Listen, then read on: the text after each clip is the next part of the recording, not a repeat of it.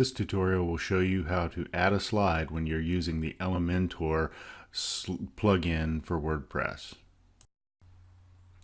To edit your page and add a new slide to your Elementor slider, go into the page you want to edit in WordPress and click the Edit with Elementor button. It'll bring you up to the editing screen.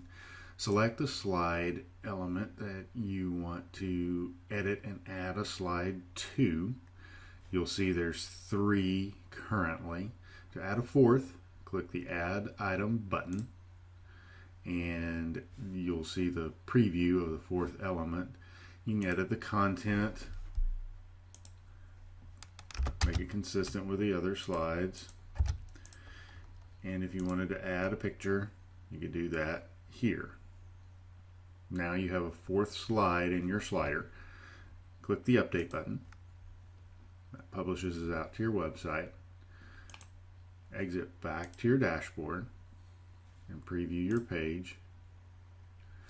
And now you can see you have 4 slides in your Elementor slider.